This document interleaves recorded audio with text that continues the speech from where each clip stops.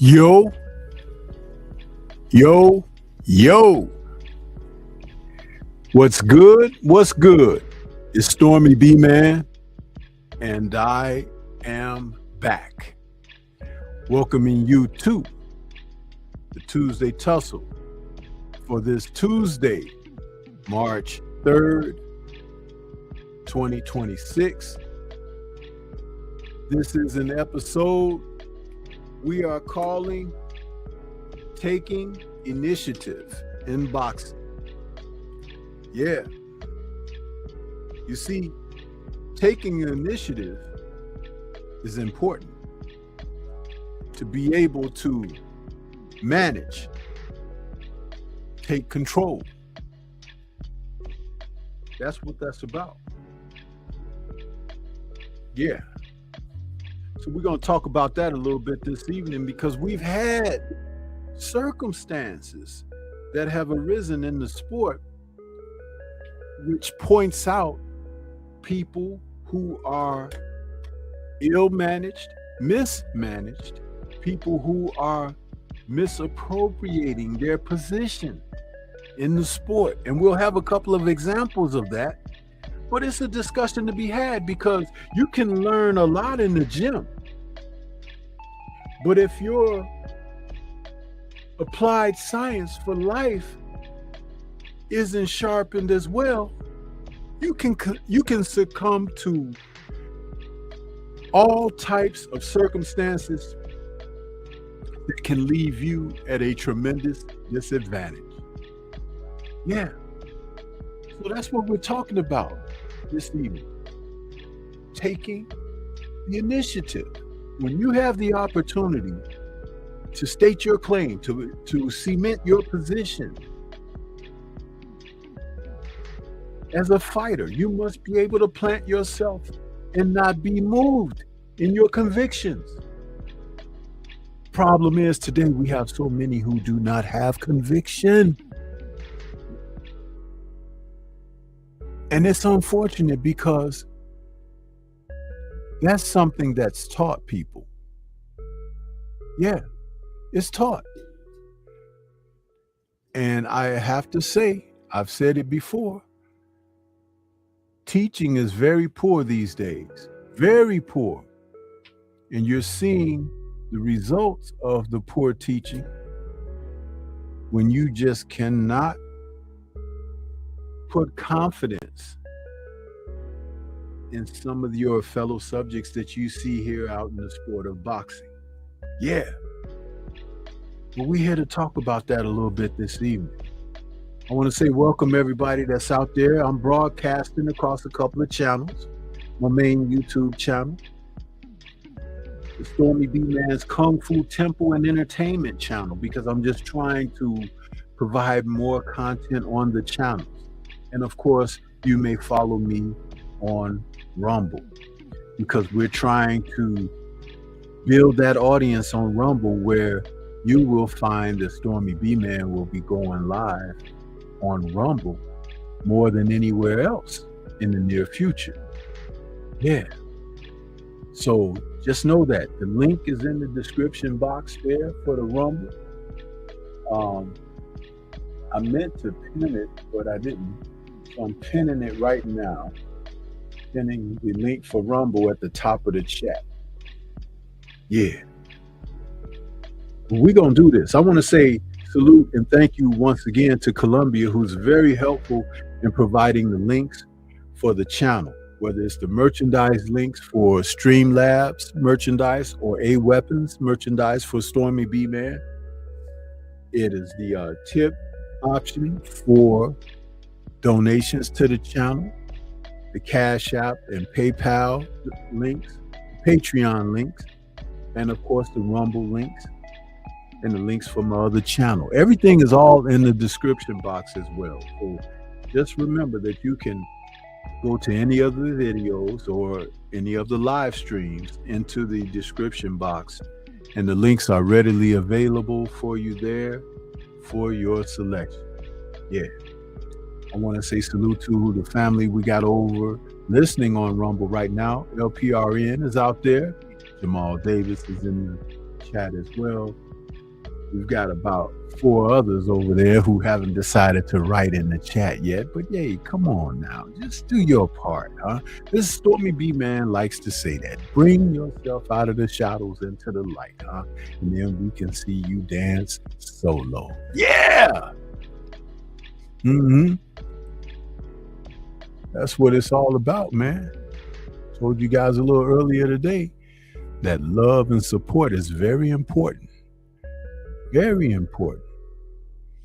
You know, and I'm bringing, listen, If any of you guys had a chance to catch the Nerds on Culture last night, where we talked,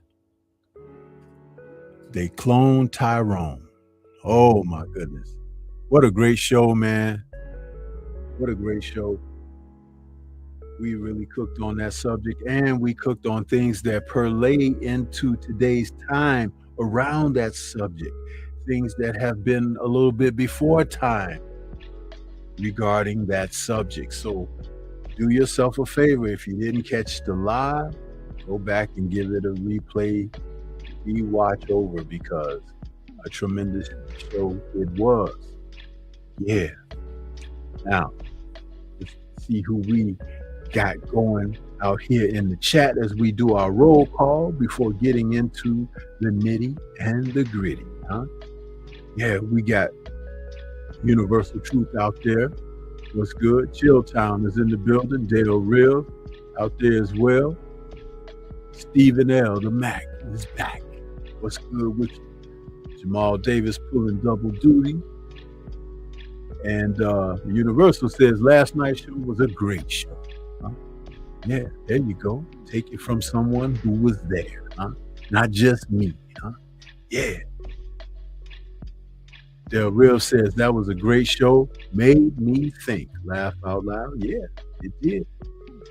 Jamal says, I've been MIA going through some things, but I've been catching up with your videos. Hey, brother, God be with you. Godspeed, bro. And we all, are dealing with some things. So let me just be here to tell you personally, bro, that I hope that you persevere with whatever it is you're going through, because these are very trying times for us all, and no one should be less considered as a brother or sister out here going through.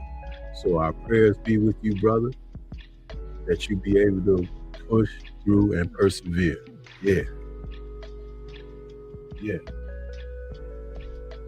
So he says, yeah, I'm gonna definitely check out your breakdown on They Cloned Tyrone. That movie has a lot of truth to it. Oh yeah, and that's what we cooked on. We definitely cooked on the truth, man. Right in plain sight. The truth, right in plain sight, because people are more inclined now to believe a lie than to want to have truth. Yep. So, yeah, we are here. This subject wasn't hard for me to come up with for tonight's show. Listen, you guys may not believe me when I say this, but it doesn't matter what day it is, what show it is. I can always come up with something, man, right off the cuff. That's a gift that I have, and I thank my Lord and Savior for that, being able to have the ingenuity to come up with something spot on. And I also do this spontaneously. When I speak over the mic to you as I'm doing this evening, I have no notes. I have nothing laid before me. All I have is a couple of images that I'm going to put up. But just know, see, that's what it's all about, man. And when I'm highly energetic, you can kind of hear it in my voice like I am this evening. I feel highly energetic, feeling a lot better today. And I thank God for that. I know that's a blessing. But let me say, tonight's subject, taking the initiative in boxing. We've had a lot of situations unfold, going all the way back to a couple of weeks ago when Chris Mannix did that interview with WBC President and CEO Mauricio Suleiman. Suleiman really shot himself in the foot so much, I don't think he has any toes left. He really hammered out what the corruption is in the sport of boxing, led by his organization. But I'm going to say this. We're seeing the fallout already, because even though the news was the sanctioning fees that certain fighters didn't want to pay his organization for rocking and repping his title belt, whether they were defending it or not. We are seeing now that the heavyweight champion of the world, Alexander Usyk, has signed with Zuffa Boxing. And he's a unified champion right now because the WBO title is currently in the possession of Fabio Wardley from the UK. Now, Usyk had put out there that he would like to face Deontay Wilder. And Wilder was like, let's get it. But the reality of circumstances really kicked in, and Wilder realizes that he may want to go at his own pace. He'll still face Usyk, but he would like to get the opportunity to shake off some ring rust and get in there against a threat that can snap his focus back into center view. And that will be Derek Chisora as they get ready to face one another in an upcoming fight. Usyk, in the meantime, has selected a former mixed martial arts fighter, Enrico, that he's going to get in there with. Now, Enrico is a former sparring partner for Tyson Fury, going to be trained by, I believe, Peter Fury. Anyway, the whole thing of it is that Fury wants to come back now too. I guess he's had enough time to wean off of whatever substances that he's had coursing through his veins. So he's trying to play serious again with an eye toward the sport of boxing. But we all know how that works when you're using substances. We still got a live wire in the sport presently in Ryan Garcia, and they're giving him a pass. So Fury must be looking at that saying, you know what? Rubbing his hands. I can do my part as well. Yeah. But we're going to always be out here watching. Okay?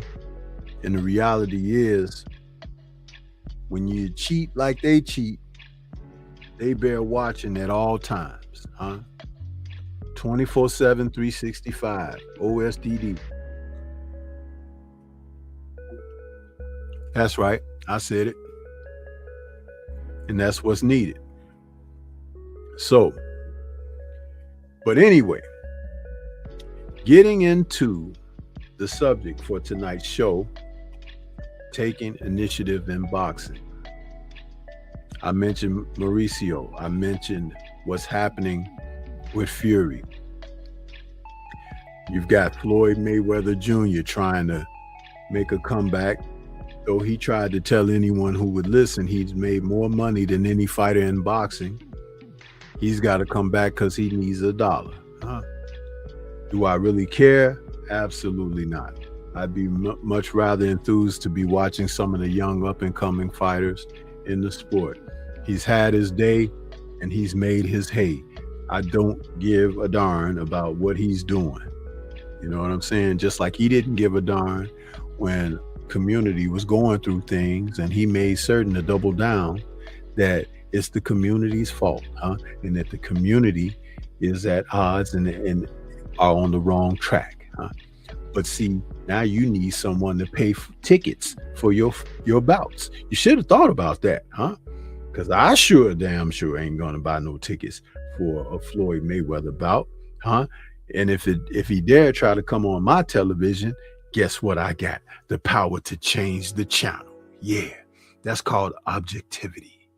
And he doesn't know anything about that because he doesn't know anything about this other little word called humility. But Uncle Sam will teach him that he's still a ninja. Yeah! You ain't no different than the rest of us. Floyd. Yeah. Bill. Gonna be really crying Because you know what it is? Put an S at the end of that. Bills, bills. Yeah, you still got to pay them, son. You still got to pay.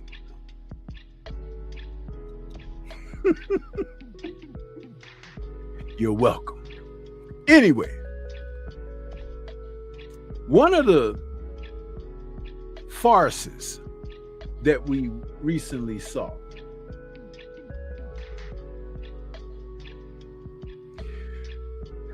these two gents, this took place back when Virgil had been in the ring against Erickson Lubin, Erickson Lubin demolished in one round by Virgil Ortiz. Now, it wouldn't be so bad, but Virgil had the gall to call Jerron Boots Ennis, who was in attendance that night back in November 2025 at the Dickies Arena in Fort Worth, Texas. Yeah, Virgil decided to call Jerron into the ring and say, hey, let's get it on. You're next. And Jerron, he obliged. He got in the ring, told him, hey, it's time for us to do this. I want to show you that I'm the man and you're not. And, other words were exchanged, but basically they gave us the impression that they would be facing off against one another. By the time that Virgil had got from the ring to the dressing room, he was already talking about fighting a different opponent. What transpired between the ring face down and the walk to the dressing room? I don't know. But for some strange reason, he started talking about facing Errol Spence, who's been out of the ring, as long as Andre Ward or somebody. It's like the man ain't thinking about boxing right now, but here you are calling his name. Oh, it'll be a great fight for Texas. No, what would have been a great fight was you facing Jerron Ennis. But guess what? The promoter, Oscar De La Hoya of Golden Boy, made a decision that he didn't feel that that's such a good fight right now. I can recall a couple of years ago when Robert Garcia, the coach and trainer at that time for Virgil, then spent some time away from Virgil and has now reingratiated himself to Virgil, stated that he could see Virgil and Jerron get it on in about 48 months. In other words, about the length of a car note for those of you that just made a purchase.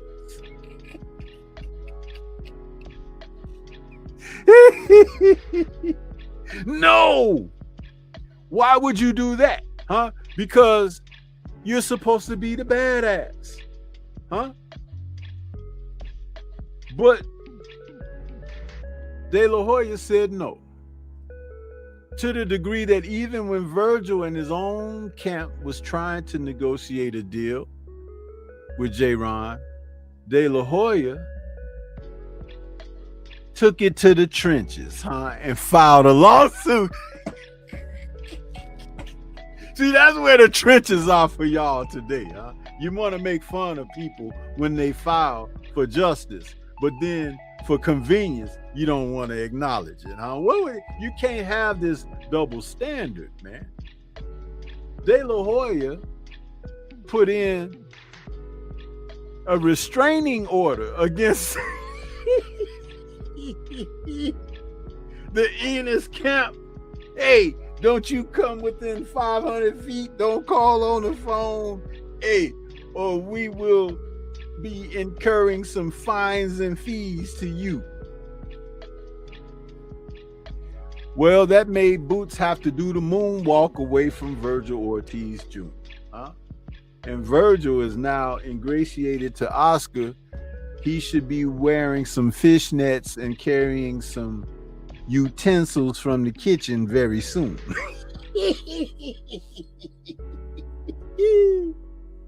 Woo! Boxing is something else, y'all. Huh? The only thing I hope that Virgil finds a color that's more flattering to him, because Oscar done stole the black already, huh? Yeah. Uh-huh. But this is what it is. This is what boxing has come to.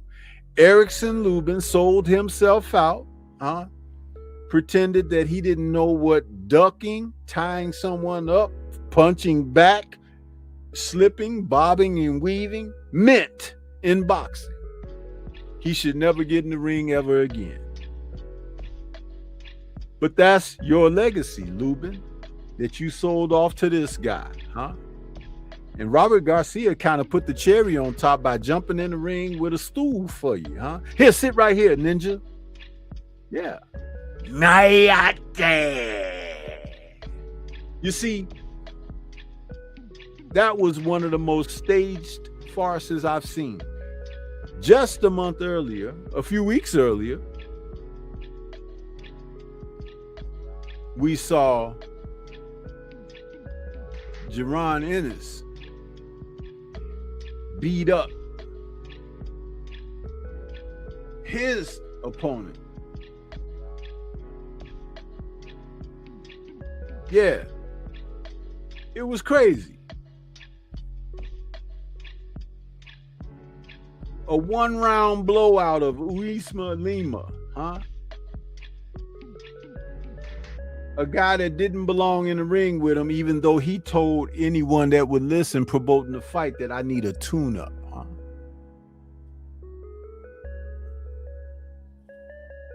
Let me tell you something about tune-ups in boxing.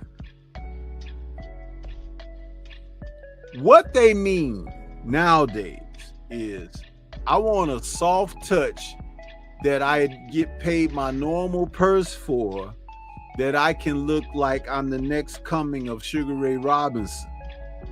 He must fall when I breathe on him. That's what tune-up means today. Because tune-ups in the past era can turn into upsets, huh? But this is what we've been inundated with. Guys with high talents like Ortiz or even Ennis clamoring for in-betweeners and no-hopers. But they can't take the initiative to take the fights that they need to take to elevate themselves in their status and position. Those two men, that was November when they saw each other in the ring. They should be fighting this month or next month. But they blew it. They blew the money, they blew the fan interest, and they blew reputation. Yeah, that's hard to get back. Ask Richardson Hitchens. Yeah.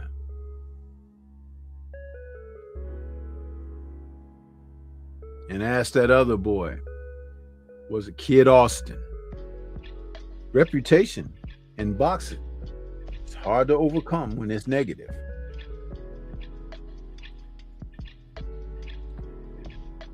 Yeah. So, as these two failed miserably, they allowed Oscar De La Hoya to come into the mix and mess it up for everybody. And you have no idea what that ruling for Oscar does for the misfit circumstances in boxing. There are going to be many others who will live and dine off of these type of circumstances. And it doesn't serve the sport well at all. And the fans and supporters of the sport are going to be the least pleased Because even if one of these guys happen to be a guy that you throw your support behind, you're going to be surprised at how much of a behind of his he gives you to kiss. Especially when you clamor for the best fighting the best. Yeah. But this is what it is now, huh? It's nothing to be proud of. In fact, it's outright shameful. Shameful.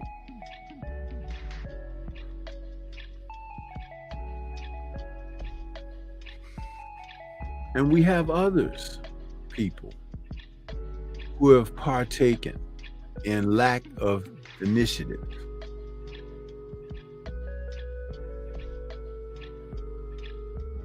Take a look at your screen and gaze your eyes upon these two misfits, huh? Both at the present time happen to be super lightweights, huh? Yeah. We're looking at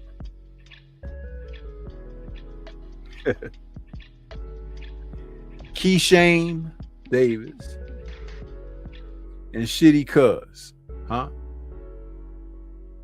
A match made in blazes, huh? Because these two have decided to walk the route of disrespect when it comes to boxing. Yeah. Neither one of them won any parts of real competitive bouts, and they found ways to duck. It's ridiculous. At lightweight, Mellow Yellow has been taken off the scene, huh? By his own doing, by the way. And nobody did anything to him. He messed up. Don't cry. But we've seen the emergence of Ray Mortar, who is now a man that says he's ready to take on others and unify. But the others at that weight class, Jonathan Simon, what's good with you? The others at the weight class, they have a lot to say about that. There's a young man who just recently had his hand at a title. 21-year-old Abdullah Mason, who defeated Sam Noakes for the WBO lightweight title back in November. Abdullah is a young man on the come up. And he is a fighter that really bears watching. And Mortaya, who happens to be 29, may be coming into a place where he's beginning to have the type of confidence that a fighter as he should have, with a record of 24-0 and 17 KOs. Good stuff. And I would like to see them do the best that they can. But I'm going to tell you why Shakur, Shitty Cuz, and Keyshawn decided to leave the lightweight division. There's a little Cuban fighter by the name of Javier Herrera, who's 18-0 with 16 KOs. He's 23 years of age. A Cuban fighter that is solid, 5'9", and dynamite in both hands. He has called out Shitty Cuz. He has called out Keyshawn and anyone else in the division, but nobody seems to want to mention his name. And there's something about not mentioning the Cuban fighters' names. Why people don't want to take the initiative and show how great they truly are by fighting these great Cuban fighters.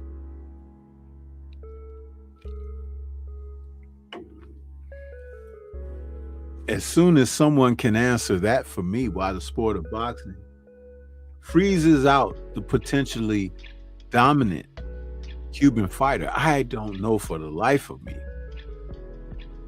Because out of all the Latin fighters, the Cubans are at the bottom of who gets consideration.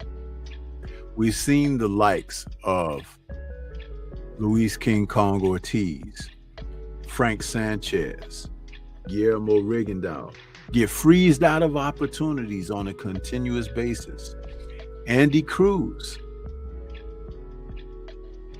These fighters are good fighters.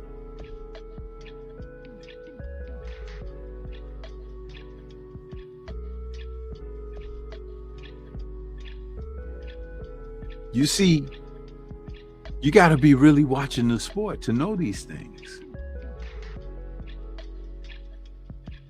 There's another fighter,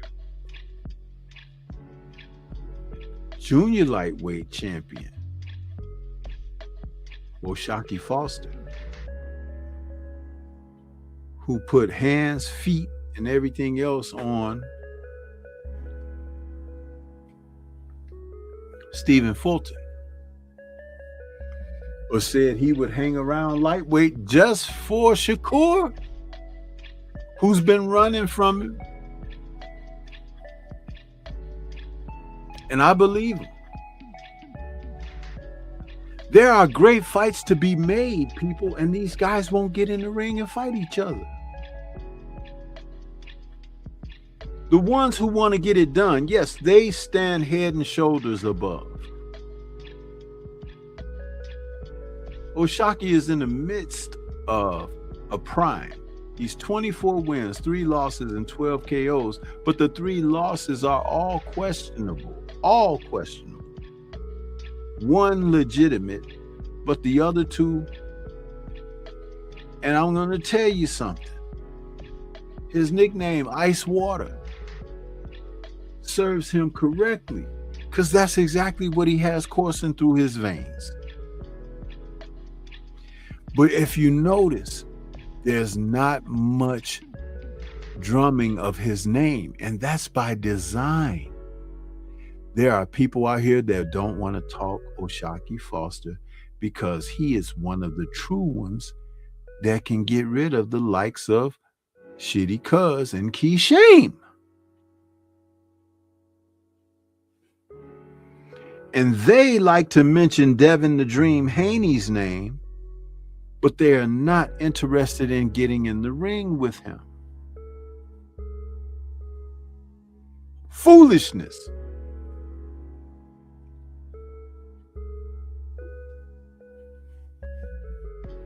We're seeing a lot of this, man. Too much of it.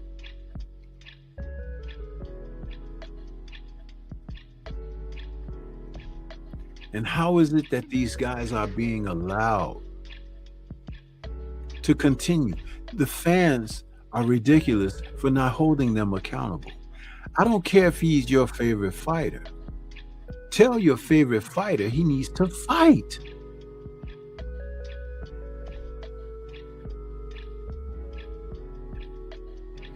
And these 2 numbskulls are managed by Jay Prince.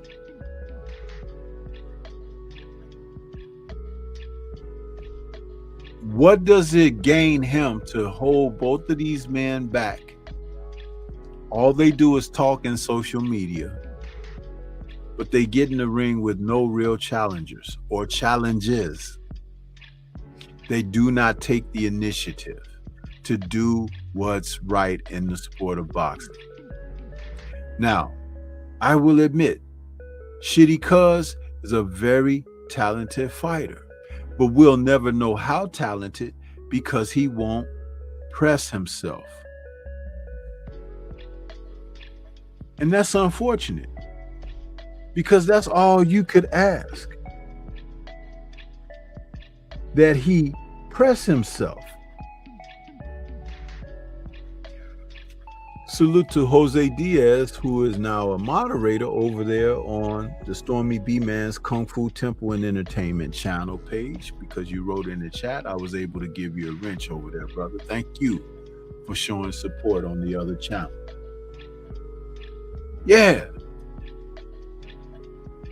And Key Shame is a basket case, you guys.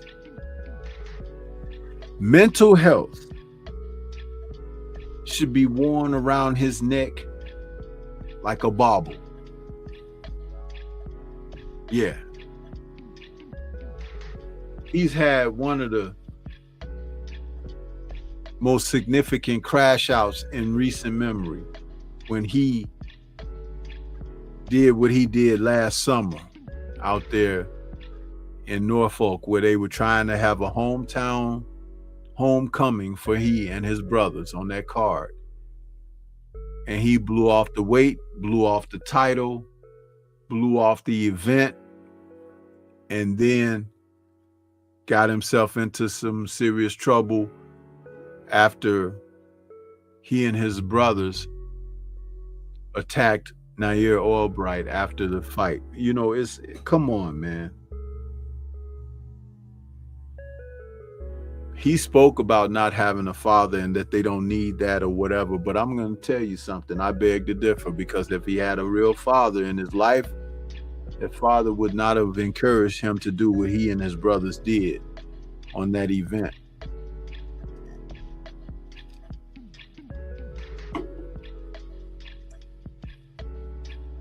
And he thinks he's going to get mentoring from Jay Prince. He's going to get it from Shitty Cuz. They're two of a kind, bro. The two of them.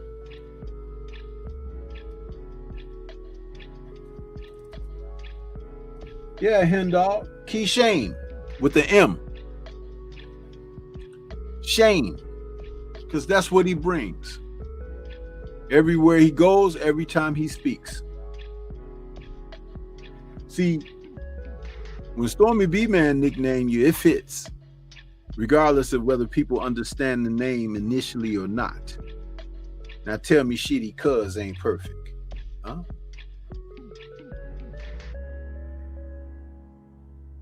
No, Key Shame, as in that boy is a shame. Yeah, I know what you're saying, but I'm saying that's the name I've given him. Key Shame.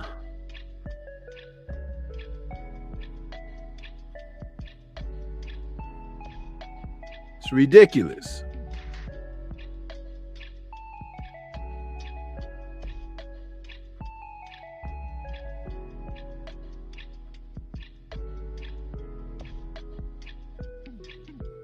But this is what we deal with around here with these people.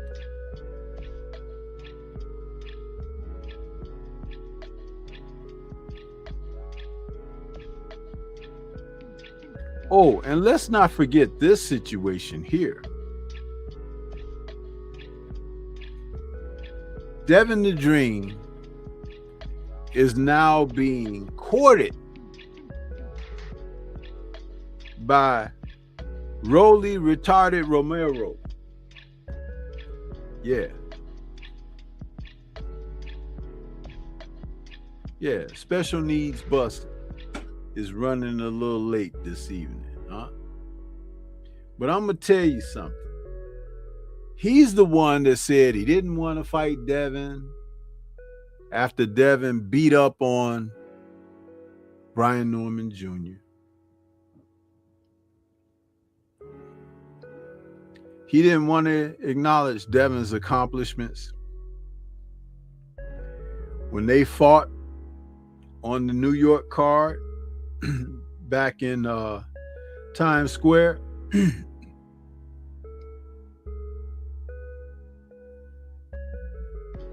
even though Devin threw him one of the greatest alley-oops in the history of boxing, because on that Times Square card, when Devin fought Jose Carlos Ramirez and Ricardo Romero fought Ryan Garcia, he benefited off of everything that Ryan had signed up for, because it was originally supposed to be Ryan and Devin in a rematch. Then Ryan started talking about he wanted a tune-up. There's that word again, huh? Even using the name and likes of Pitbull Cruz, which we knew that wasn't going to happen. But anyway, it ended up going to Retardo. And Ryan looked about as plain as white bread, huh? No butter on it, no jelly, huh? Untoasted, maybe a little mold. Yeah! But Retardo benefited from that because there was no juicing. He had been enrolled in the anti-doping, and guess what? It was Retardo's left hook that put Garcia down, and the rest is history. So even though the contracts for Garcia and Haney to face each other, Ryan didn't take the initiative, huh? He opted to say, I got a ouchie. My hand is hurt. So he went and disappeared out of the public's eye for several months, staying out of the doping program for several months. A page out of the Fury book, huh? The Tyson Fury book. Yeah. And so by doing that, then he swings around and they offer him a WBC title fight at welterweight against Sario Barrios, huh? And guess what?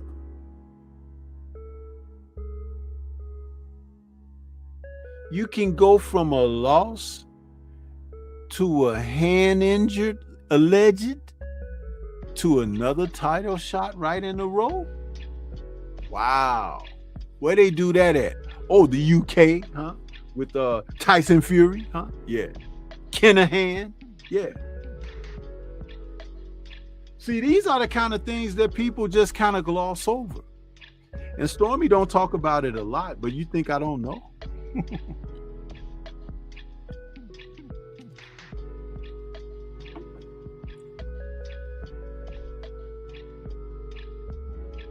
If you think that boy was clean when he fought Sario Barrios, you got another thing coming. His physique didn't even look the same. And guess what? The fight against Retardo was the first welterweight fight. True welterweight. He lost, got knocked on his ass. In this fight against Sario, he comes out and puts the guy down with a right hand to the head. Guess what? That's not his best punch. The left hook is his best punch. So if he's knocking the dude down with the right hand, what does he have going on in those veins that were so profound and protruding while he was in the gym, huh? It was like the boy looked like he was in Pumping Iron Part 5, huh? But y'all said nothing. I don't know who was the worst welterweight titleist, Retardo or Sario, but he finally got one of them, but it took a little extra something, huh? The goodie bag, as I call it. Yeah.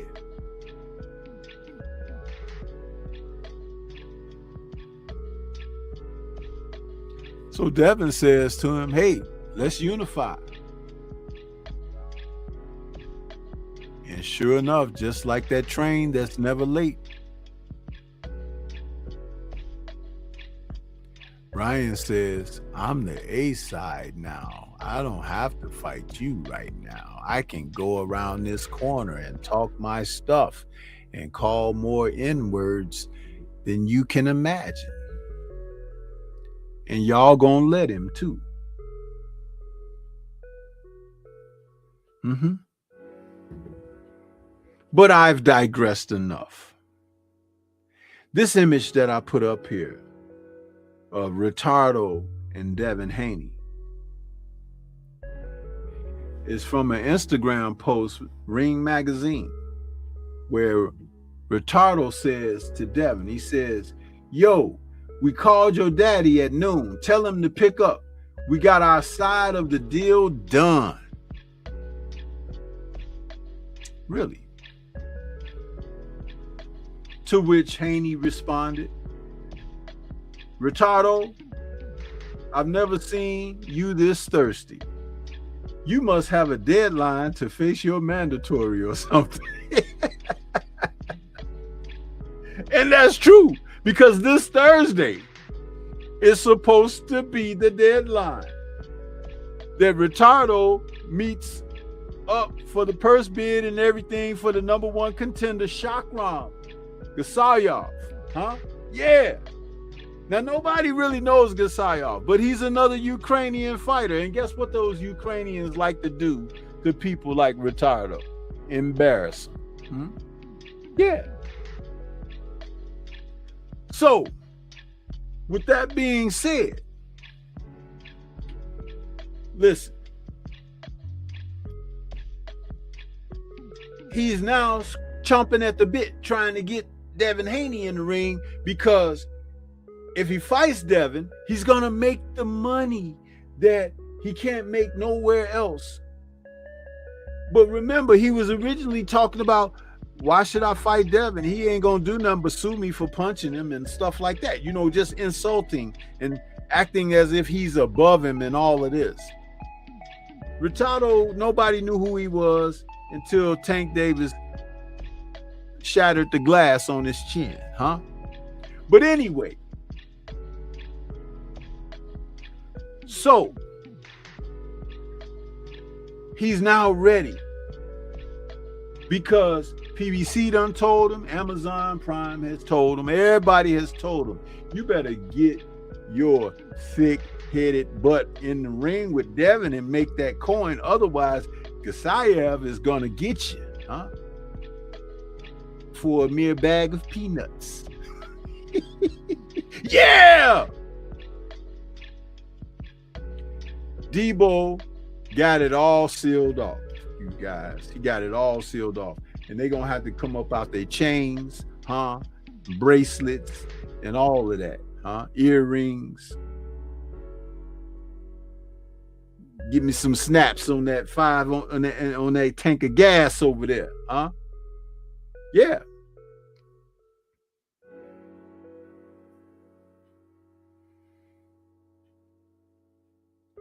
So I've never seen a fighter who was trying his best to duck get pushed right into the cutting blade.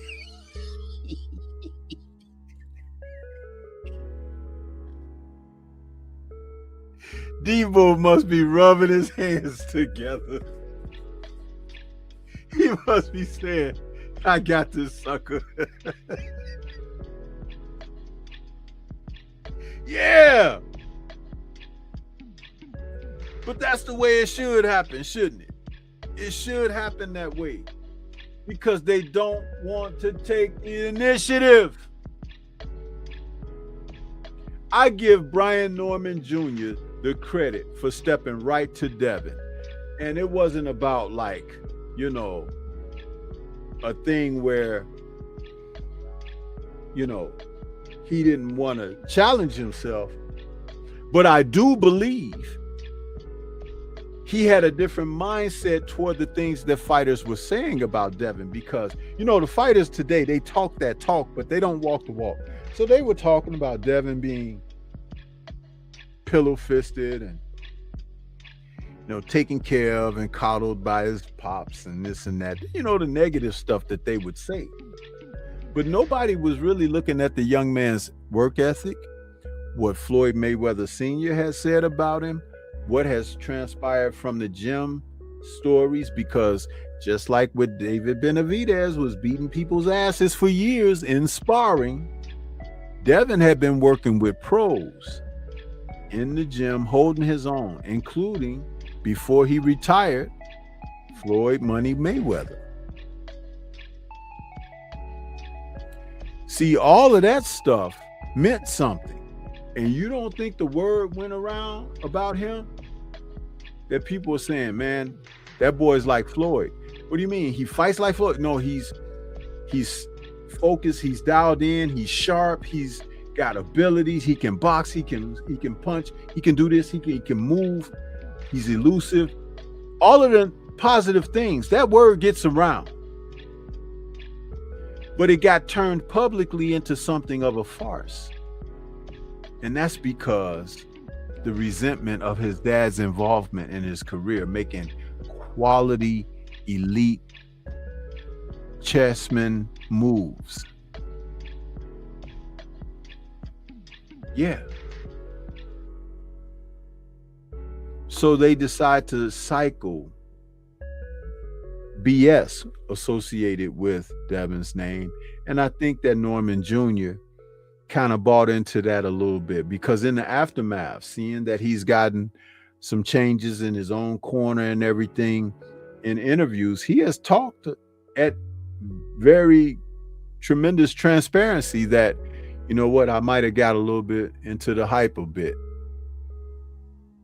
But see, the only thing is, by that self-admittance, is that can make him a better man, and he can go out and take initiative with his career going forward.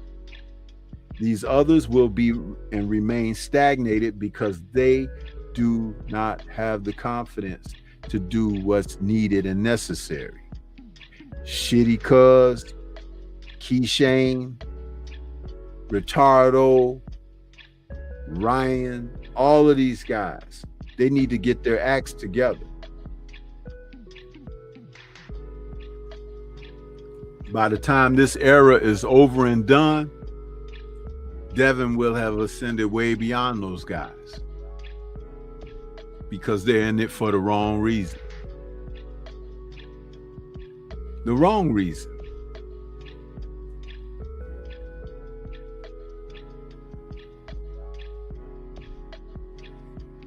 Yeah.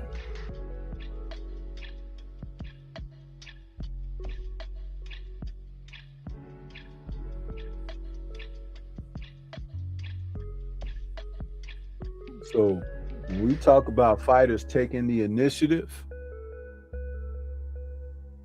look at the ones who are and the ones who are not. And I've given you a list of many who are not, and primarily one who is. And that's what makes the difference in this sport of boxing. Devin isn't the only one who does. But it was very convenient to mention him because all of these fighters are around his weight class and division. And it means something, as it should, because these guys don't want to do what they're supposed to do. And that's okay, because guess what? There'll always be someone who will. Yeah. There'll always be someone who will. So, but listen, guys, that's my time. That hour goes by fast, you see. And I'm going to go fast away from here. Yeah. This is Stormy B, man. Thank you for tuning in. Hit that like button on the way out if you didn't on your way in. Like and share the video. Don't forget to follow me over there on Rumble. We'll see you next week for another tussle. Yeah. Shout out to the mighty LDBC. Peace to you guys. Have a wonderful week.